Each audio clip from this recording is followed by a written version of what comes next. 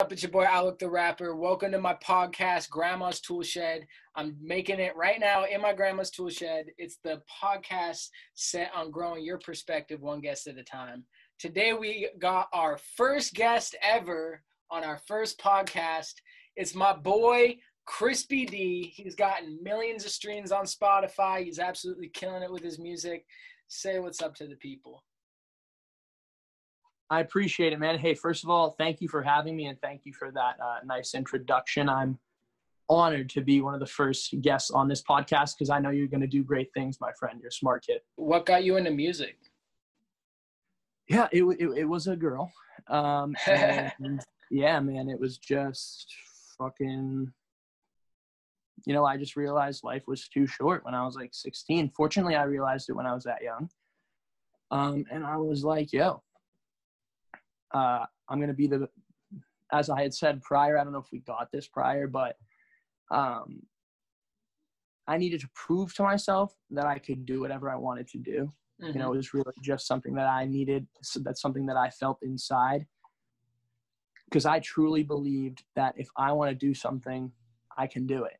And it's stubborn, whatever it is. I'm a stubborn guy, but that definitely is part of why I started. I needed to prove that I could do anything I want, and it seemed like an outlandish idea to become.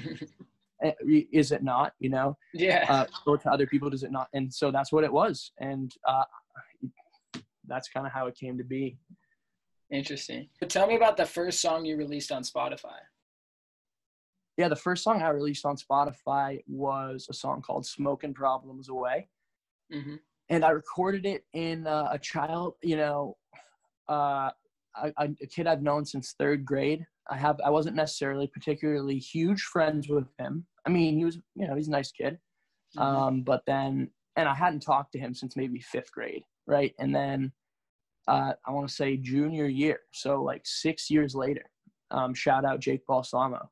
And he was and he doesn't give a shit, honestly, about it, but it's all good. But yeah, he helped me create this first song called "Smoking Problems Away." And what's funny is I wasn't planning on releasing it. I thought it was too personal. Like it was really intimate to me. So it was hard to release. But when I released it, I guess I just came to a conclusion that I'm going to release it. And I was fortunate to get a fair amount of praise. And that really gave me confidence to keep going and building on to the next. Was having that response to my first song that I dropped. So when you released it, did it just take off initially? Like what happened? Like walk me through that first week of after it was released. Yeah, the first week was slow. I mean, very, very slow. I'm not gonna say very, very slow. It was fast for me. It felt like, all of a sudden I had 42 listeners first, like after 42 listeners. And then all of a sudden I was like reaching 100. And I remember I have pictures on my phone saved for my Snapchat, and I was like, yo guys, we just reached 1,000 monthly listeners. Like, hey. I can't believe it. And that was just from Smoking Problems Away. And so really it was such a slow climb, and it still is a climb for the song. But there was a point when it got, I'd say about like, it had been released for like 6 or 7 months, and it had just done streams mostly locally, I'd say. Where I'm from, Nashua, New Hampshire. And a little bit outside of it, I guess. But then Spotify Discover Weekly picked it up. And that was nice. When, they picked it up, Spotify Discover Weekly, which is an algorithmic playlist. Mm-hmm. And when they picked it up, it just must have done really well. A lot of people must have downloaded it, because since then, since it got picked up, it's, making me hundreds of dollars every month. And I'm really blessed that happened, because I was fortunate like that on my first song. It was able to help me fund my next project or my next release, that type of thing. And so that's how it happened. It was a slow trickle until it wasn't. You know what I'm saying? Like, That is how it's going to be for everybody. And maybe not for everybody. I can't speak for everybody. But I'd say for most people, slow grind every day, trickle, few followers, few new listeners. And then because it's building up, one day, the algorithm or the Spotify algorithm took notice, and they're like, whatever it alerts the Spotify, we don't know that, it's proprietary for them, but that, and the algorithm was like, we're going to pick this up. And then when it got into their playlist and then it did better and better, it was played more and more. And so that's how it happened. It's crazy how that works, man. Like the same thing happens on TikTok. Like I know people, like it even happened with me. Like I posted a random snap memory from like a year ago, and I just like, I'm just going to post this on TikTok. And it ended up getting like, I don't know, by now it might even be at like 200,000 views. And I was like, it's crazy. Like if those algorithms pick up your shit, it can fucking pop off. It's crazy. It is remarkable. And I never, when I started in my wildest dreams, I could have never imagined getting millions of streams. But now, it feels like nothing. Yeah. Well, it's just another day. It really doesn't mean anything. They're just numbers. There's still people who have less numbers who are better and working harder than me. And so it is just numbers. So like, if you're an artist listening, like, fuck, don't be deterred, bro. Like, just because there's some big numbers, like that's every day. That's built up every single day. Well, I think people get too caught up in the short term. They don't think about the long term, right? So they see these, up and downs going on between everyone over, like a 6 to 12 month time frame. But I'm playing a 15-year game here. You know what I mean? Like at least specifically with music, when I think it has the best potential to do its best. So like, if that means I have to take a couple years to build my foundation, like of just, doing that day after day grind and not seeing the results. But like the way I see it is it's like, every day I'm gaining some new followers and I'm getting more exposure. I'm running Facebook ads. I'm learning how to do that better. And as you just go over time, you start to collaborate with more people. Like next thing you know, like you're starting to get, you're starting to figure out what works and what doesn't. Like, I remember trying to get my first gig in front of like 10 people, and I had no idea how to do it. And I was like, this is crazy. Like what, like that would be a dream come true if I could do that. And then, next thing you know, I'm playing a show in Havana, Cuba in front of like 6,000 people. And, when it happened, it felt like, I was like playing Xbox or something, and like some little achievement unlocked, icon came above my head. And it's like, when you're on level 1, level 100 looks really hard. But, when you're trying to beat level 1 and you beat it, and then you beat level 2 and then level 3 and then level 4. And the next thing you know, you're on like level 27. All of a sudden level 1 doesn't look that hard. You know what I mean? No. Yeah, I do. And it's because you've done it. It's with everything, right? Once you've done something, it's in your mind. You're like, oh, I can do that. And I think it's kind of psychological to a degree. Like, for example, at the beginning, I would have never known that I would do these numbers, but now I know I can do it again because I've done it, right? We talk about levels. It's like, I'm not afraid of, like, I feel like I could go restart.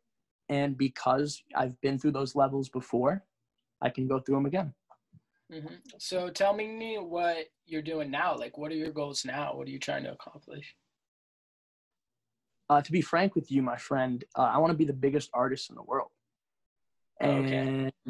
And lofty goals are Why do you want to be the biggest artist in the world?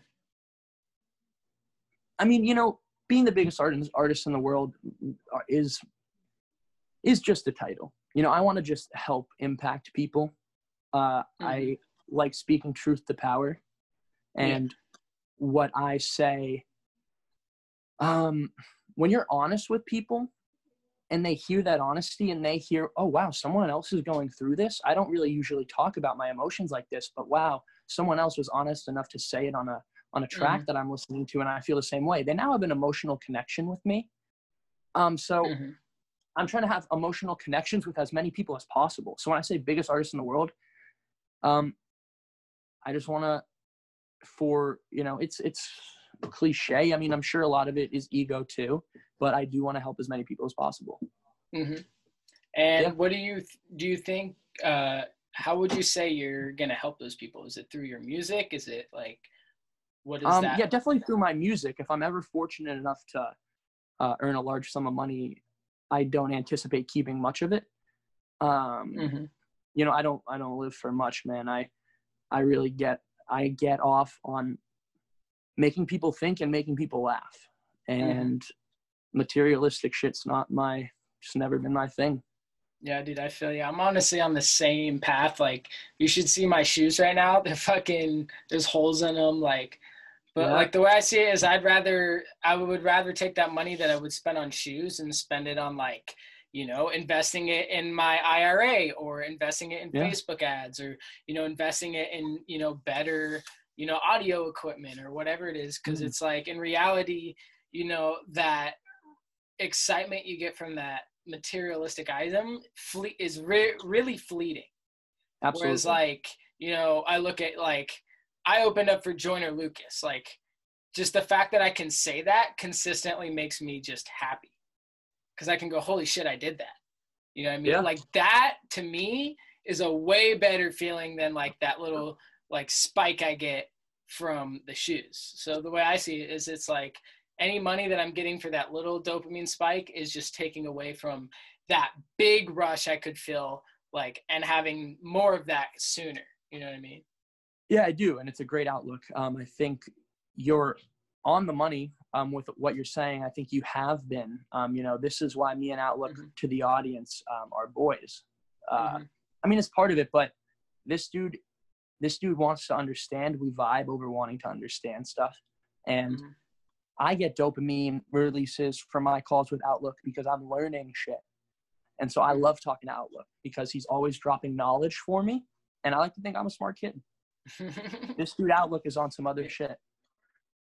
Yeah, you heard it. Well, that's why I started this podcast, right? Because, you know, for me, I have a lot of curiosity, and I'm constantly trying to grow my perspective and build it into, you know, a bigger overall picture, so I can live the best life possible, you know, whether that's, you know, in my music, whether that's in my relationships, whether that's spiritually. Like, there's all these different areas that, like, I want to learn how to master them all. And so I really see this podcast as, you know, I'm not really seeing this as something that, like, I'm going to go be the next fucking Joe Rogan or anything. For me, it's more of just a tool to express my curiosity and all this different shit. And then all the power to you, brother. You know, you don't have to be Joe. You don't have to be Joe Rogan. You know, you're just being fucking. I mean, I'll take that. No, don't get me wrong. I'll take that $100 million Spotify check if they're throwing those out there. But he's got 10 years of work on me. I got to catch up first. You know what I mean? Of course. But you're a good question asker. You know, that is what it takes to be a good podcaster. Is, you know, you got to ask questions. You got to want to understand stuff. And that's part of probably why Joe Rogan is so successful. And I know you have a similar trait. You are a curious fucking cat, my friend. Let me ask you this. What do you think is going to be the biggest thing holding you back from getting what you want? The biggest thing holding me back? My insecurities, my fears, my laziness. What do you think your laziness stems from? Being able to just get by. That's kind of just what I've been. Being content. Yeah, you know, and I'm not content with music, but that's definitely a personality trait that if I'm not careful of, it can definitely consume me. And so I need to stay locked in. And it's definitely something I need to focus on. But yeah, it is a personality trait that I have that could be a downfall if I don't keep an eye on it. So when you say, like, insecurities, do you think that's what got you into music? Oh, yes, certainly. You know, it's funny. It's like catch-22. It's a double-edged sword. It's like I'm insecure and I want people to hear what I had to say to a degree, but then I don't want them to see me sometimes. Right? So it's like it's a weird dynamic. Insecurity doesn't always make sense. And anxiety, you know, it's a matter of just kicking those feelings. You know, I know what I have to do. It's kicking those feelings. You know, one thing that can help with that. So there's something that once I literally wrote this on my phone screen, and seeing this every day, multiple times a day on my phone screen, literally got rid of my insecurities. And basically, I still have it on my phone screen right now, actually.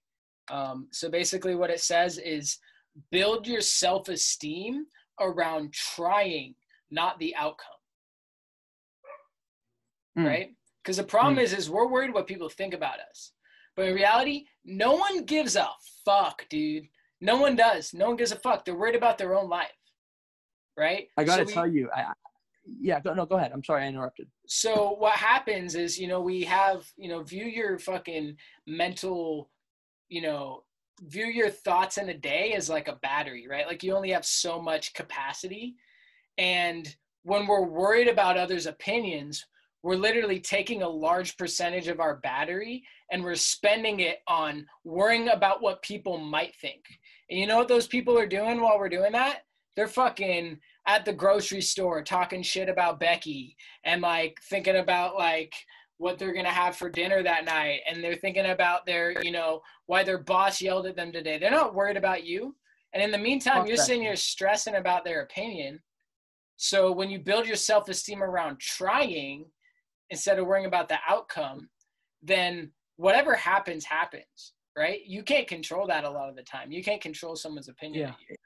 It's funny, it was kind of ingrained in me, I think, from a young age, winning and losing. I'm a competitive motherfucker. And I don't look in my eyes, camera. I don't like to lose. It drives me insane. I'm a psycho. Losing. I'm not. I mean, and so I'm the same way, dude. But you're saying, talking like trying. Like, it's hard for me. It's ingrained. It's in my DNA to be like, no, trying's not enough. It's like it doesn't. I'm hard on myself, and I think that's part of why I'm so insecure. Is because I see all my flaws and I think about them often because I want to be as good as I possibly can be. But really, in reality, it's holding me back.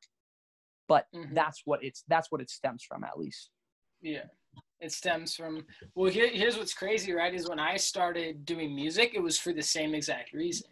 It was because like I was insecure as fuck, and I was like, oh, this will help me get money and chicks, and everyone will love me, and like it's all gonna be awesome because that's what every fucking 18-year-old wants, right? They want pussy and money, right?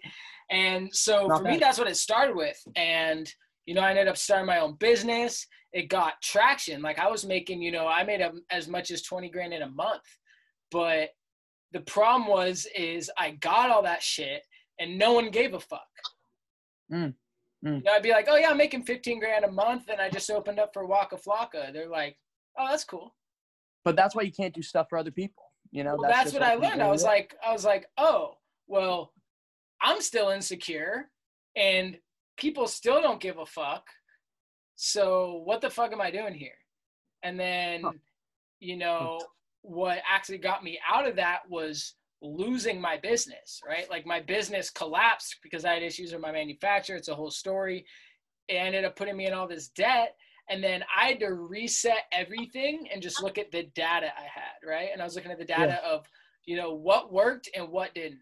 And I just, it was like I had an Etch-a-Sketch and I like shook that shit up and started over to draw a new picture. And then I realized it's like, what did I know to be true? Well, it's like I love making music. I want to be financially secure. And like there's no better feeling than like walking off a stage after like thousands of people were just like cheering. Like that, I want more of that in my life, right? So I started with there and I started building up. And the switch I made is once I realized no one gives a fuck, I stopped doing it to impress other people. And I just started doing it because I loved it. Like I literally view it like I'm in a fucking video game and I'm trying to figure out like, how can I get to that next level? And I'm just playing like the most realistic VR we have, which is reality. You know what I mean? That's the game I'm playing. Yeah. And you're on another level with that, man. I mean, your focus is laser focused. It's not like me. It's so unlike me. And I think that's part of why I'm drawn to talking to you. That part helps me. You're locked in. You have daily, you have goals. And then you say, how am I going to achieve these goals? Yeah. And, it sounds basic, like these questions like, oh, like this is the first thing you should ask yourself, obviously. But a lot of people don't do it. And you do it, and you do it fantastically. And I need the audience to know that because that is your biggest strength right now is your fucking focus and your drive. Well, I think what, switched for me is once I started doing it for the love of it, like I'm playing a game, like, when you get like just, like, do you play video games at all? Unfortunately, I do, yeah. Yeah, what's like your favorite game? Probably 2K. 2K. All right. Let me guess, you've like created a player, gone through the whole season, that whole shebang, right? Yes. So when you got your player fucking doing hella good, you're in game 7 in, the Western Conference Finals, like, you're kind of just tuning the world out and you're just having fun, right? Yep, absolutely. So that's how I feel about trying to become a rapper. So you make it fun for yourself. The reason why I have work ethic is because to me, it's like I'm playing fucking 2K in the middle of game 7, of the Western Conference Finals. And, my character's a fucking 92 now. You know what I mean? I used to play hella video games. I don't even own a console anymore because I'm like, this game is more fun to me. Beautiful. You know what I mean? and it is, music is more fun to me, to be clear, than a video game. Nothing makes me happier than subtle improvements on a song.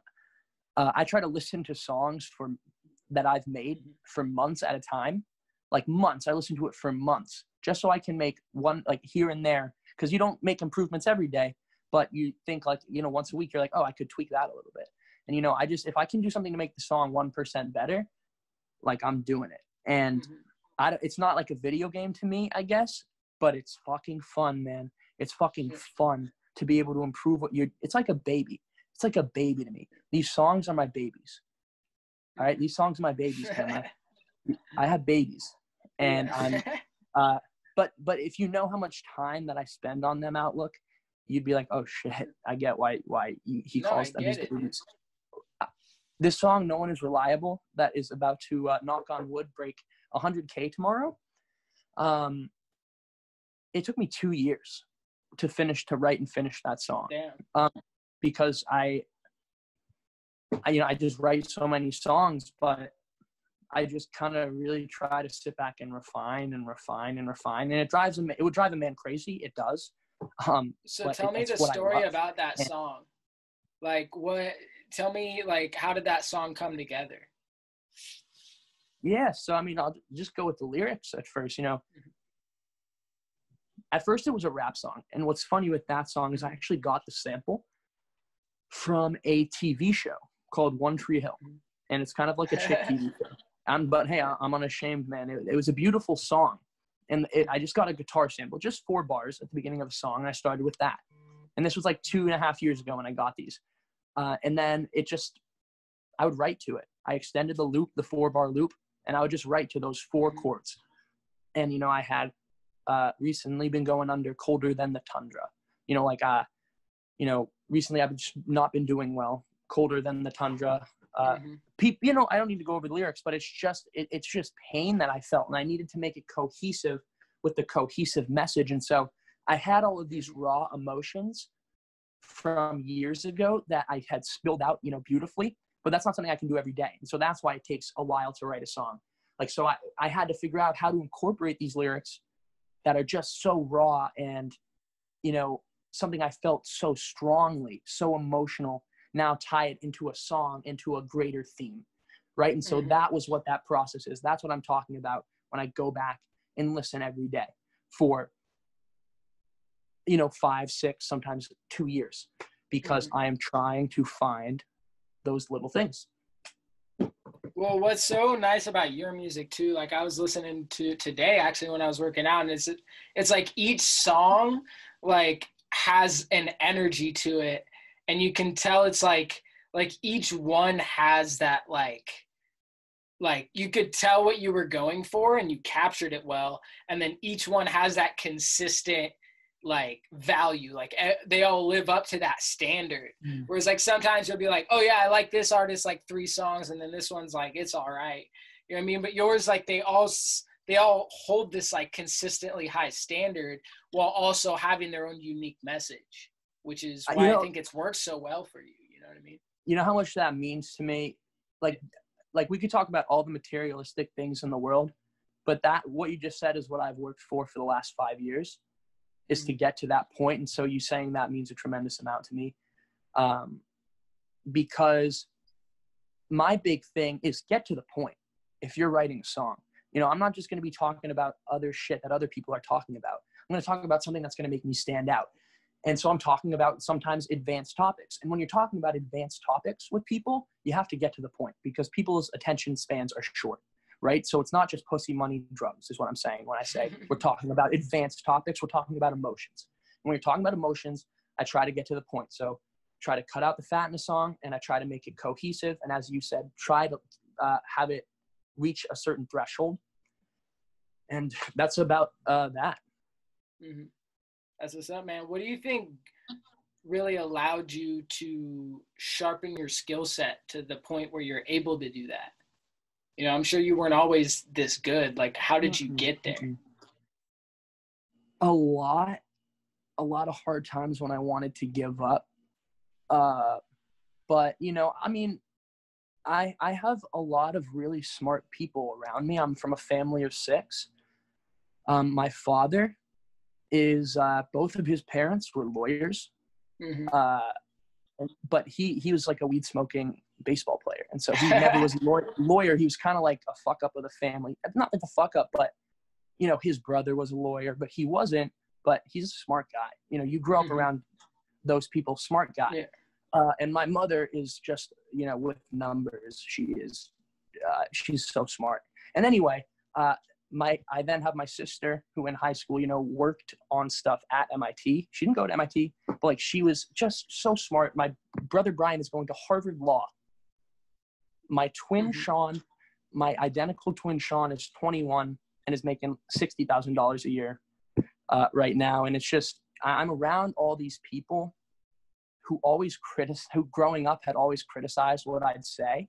And it makes me really selective as to what I'm going to say. I have to choose carefully what I'm going to say because it's going to be scrutinized by the people around me. And so that, I think that's why I am, I mean, sure, I've had to refine it with music over time, but it was always, even when I first started, something on my mind. What am I saying? What's the point of what I'm saying? And is it going to get scrutinized? It's going to get scrutinized. That really seems like a double-edged sword to me, because on one hand, you know, that's probably where a lot of the insecurity stems from. But on the other hand, it makes you make some fucking bangers. You know what I mean? So it drives me insane. But, you know, it's a blessing too. Well, it comes back to this book I read called Obstacles the Way. And what's super fascinating about that book is they talk about this. Too, they talk about that concept of like taking an obstacle and like leveraging it and like flipping it 180 and making it like a leverage instead of like something that's hurting you. And like, that's a perfect example. Like, that's what I love about music, why I'm so into it, is it's my form of therapy. Like, when I have these thoughts in my head that are like driving me crazy, when I can put them in a song, it like releases it from my body and it stops like messing with me. It's like I have closure, you know what I mean? Yeah, get it out. It's why people have diaries. You know, it is soothing to get your thoughts out. So I understand completely, especially as another artist. Let me tell a story. About what? About I was at a show in New Hampshire. It was like a little contest. And, you know, New Hampshire is a small state. I believe maybe just over or just under 1 million people. And so the talent pool is not particularly great here. We also have a limited African-American community. So it does not help that we have just a surplus of white boom bap conscious rappers. You know, it's a good thing. They're just really, really heavily concentrated here. And they're not that good at it either. I'm not hating on anybody. I'm just spitting facts. But anyway, so this story is about one time I went to this competition. And it was completely rigged. And I didn't realize it beforehand. But, like, it was ran by a place. And, like, the guy they set up to win, like, he knew he was going to win the whole time. But, like, it's like all these acts played and performed. And I just remember I did not bring a single person with me to the venue. Not a single person. So not a single person was cheering for me. I was in the audience by myself because that's how I lock in, right? I'm not like talking to my friends. I'm not doing this. I'm locking in. And so I'm watching people perform all this. I go on stage without knowing a single person there, and I fucking rock that joint, buddy. I fucking rock that joint, right? I get the place. And none of them knew me. All of them were older than me. And they're like, wow, okay. And so, look, if I didn't win, I would tell you. Okay, I should have fucking won, but it was rigged. And it's all good, bro. But that story just motivates the hell out of me, man. You know, we talked about your first show? One of them. You know, if you know, it's muddy that time period. You know, I played at a few houses, and then I played at a few open mic nights, but that was like the only competition I had been a part of, and like just think about it. You know, I was locked in with no one there for 2 hours watching everyone else perform, and I'm just licking my chops the whole time, buddy, to get on stage. No, the whole time. I'm getting off as we're talking about this, man, because like I said about proving myself that I can do anything, I also need to prove people wrong. It's a big part of my identity, unfortunately. You know, whether it's for good or for bad, we could talk about double-edged swords. That's probably one of them too. But I need to prove people wrong. And that was something that night when I just was like, when I didn't win, man, every single day when I'm down, I think about that. And it was like 3 years ago. It was like 3 years ago, and it was this whole rigged competition that I couldn't have won no matter what. But that keeps you going. It drives me psychotic sometimes. And no, but I need stuff like that. I really do, because otherwise I would lose motivation a lot of the time. Yeah. Well, hey, if it works, like it fucking works. You know what I mean? Like you can leverage that. It's just like making sure you don't sit in only that, right? You can leverage that maybe 20% of your motivation because that'll give you a chip on your shoulder. You know what I mean? And I'm not thinking all day about it. Yeah. But like just use it enough to like get you like motivated, but like leave it at that, and then just let the rest of it be that you're enjoying it. You know what I mean? It gives me a little juice. That's what it does. Just every here and there just gives me a little bit of juice in the tank. Yeah. So if you could snap your fingers right now and have your perfect reality, what does that look like? Too complex to get into, but I'll try to keep it brief. All right. All right. Let's hear it. For me personally as an artist, because when you ask that, my first thing comes to me is world fucking peace. You know, everyone said, but so that's when I'm posed that question. But for me, a house, the ability to travel wherever I want, when I want, to make a living off of music, and to have impacted people in a positive way, as many of them as possible. You know, there's no better feeling than giving someone else confidence, or helping someone, or you help someone unlock something, right? So if words I say somehow give you confidence, or help you realize something, or make you realize, oh, I'm not alone. That's what I want. It's not really about all the other bullshit, man. Really. I mean, snap my fingers. Sure, it'd be nice to have a place in LA. It'd be nice to have a place in fucking Florida, France, like everywhere. Sure, I could say all that, but no, man, my mind's not there yet. It's just on being self-sufficient right now and impacting as many people positively as I can. What's your dream feature?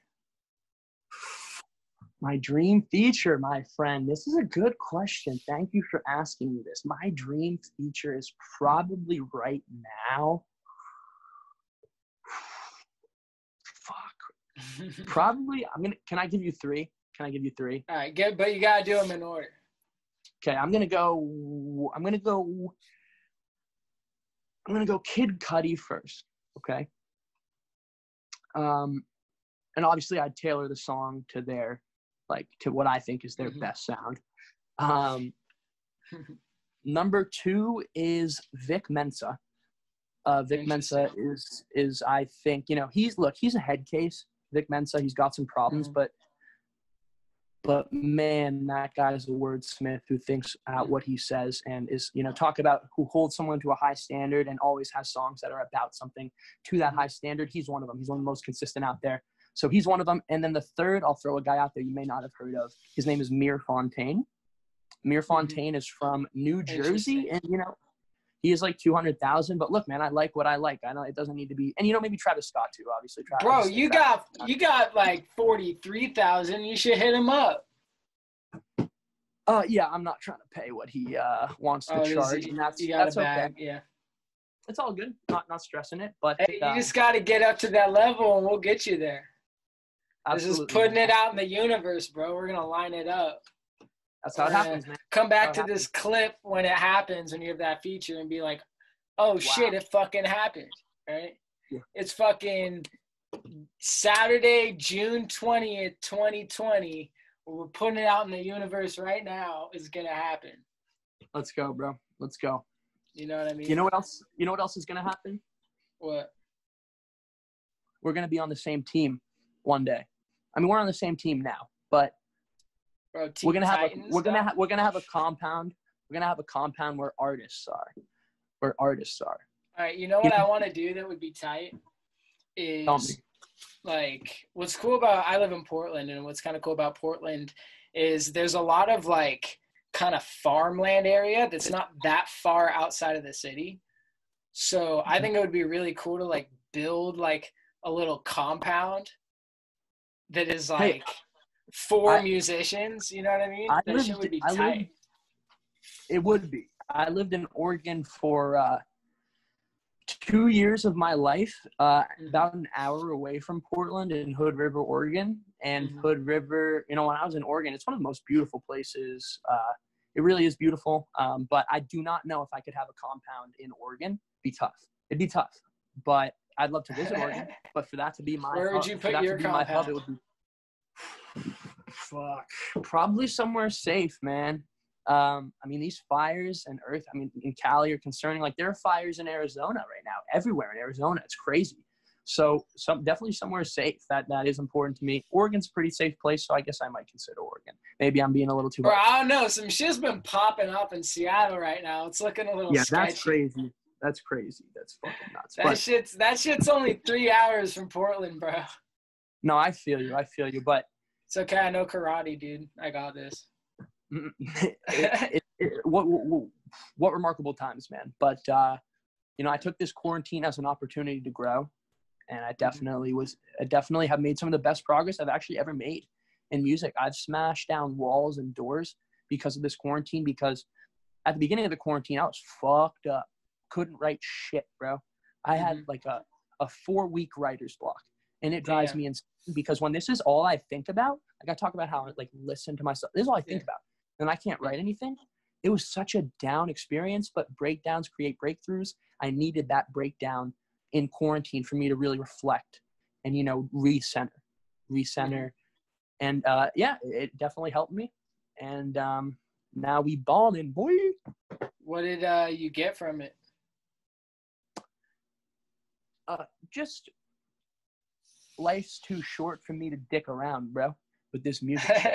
No, seriously, it's like it is. When the whole world can stop like that, it's like, then, you know, I got to get mine while I can. And that's kind of what my process was. What really lit my ass on fire was all my distractions were killed. I couldn't be going out to fucking like raves and shit with my girlfriend. I couldn't be watching NBA. I couldn't be working. Like, literally, I did nothing but just like come in my fucking tool shed. No, all right, that's what she said. And do nothing but fucking grind. You know what I mean? Because it was like I had no distractions. No, hey, that's like I was in a cocoon, and I was like, I'm gonna go through a fucking metamorphosis and shit. You know, it's beautiful, and that's a good analogy for it, actually. Definitely use that for your TikTok. But let's, I mean, not, but like clip that and be like what you said about that metamorphosis. That's a good fucking clip. You're gonna sound like a fucking whiz kid with that. But I think does that wrap it up, bro? So tell them about what you got coming up next. You got any new releases coming out or anything? Yeah, I do. Appreciate you asking, man. I have a release, actually one of my first features that I'm doing on Spotify with an 18-year-old by the name of 44 Phantom.